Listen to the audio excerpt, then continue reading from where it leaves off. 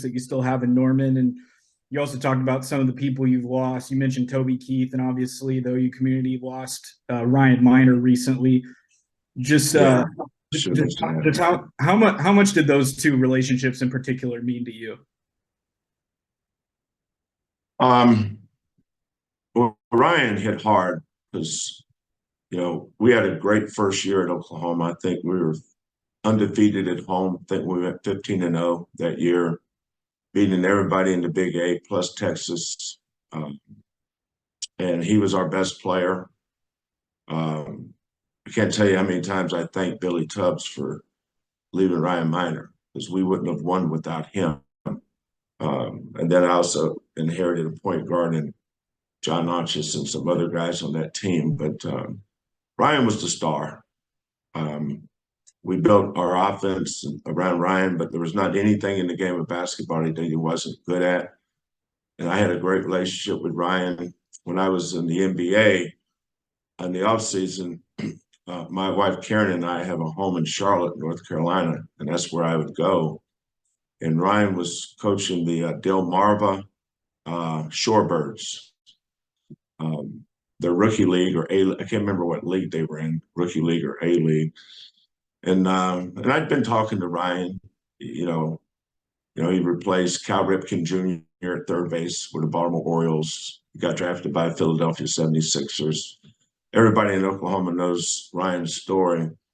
But when Ryan was the coach of the Delmarva, that's Delaware and Maryland, I think is the play with the words there.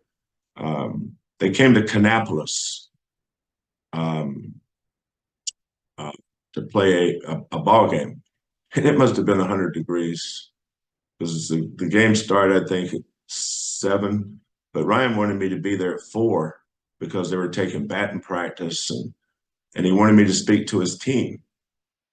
And the least I can do. I owed a lot to Ryan. So Karen and I drive from Charlotte, Kannapolis. That's probably about 45 minutes.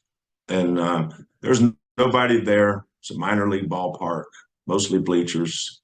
Hot, hotter than Hades. And there was Ryan, 6'7", about 250.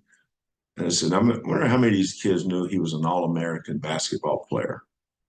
That he had 30-some against Kansas when his team beat him when they were ranked #1 in the nation. Player of the year in the old Big Eight. But, just unassuming country boy from Hammond, Oklahoma, Ryan Miner. And I remember going out to center field. Behind the center field fence was the clubhouse. And there was just a normal table that you would fold up with 4 legs and just sit it on the floor.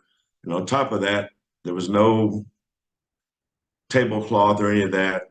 It was just 3 or 4 jars of Skippy peanut butter, an open loaf of white bread, and a jar of grape jelly. That's all they were eating. And Ryan was joking around. He said, "Coach, you want a peanut butter and jelly sandwich?" I actually wanted one. So I dug in. I had my old peanut butter and jelly sandwich. Karen was waiting for me back in the bleachers by herself. But as you know, as I was talking to the team, I looked at Ryan, and you just have all these flashbacks of who he is, what he represents.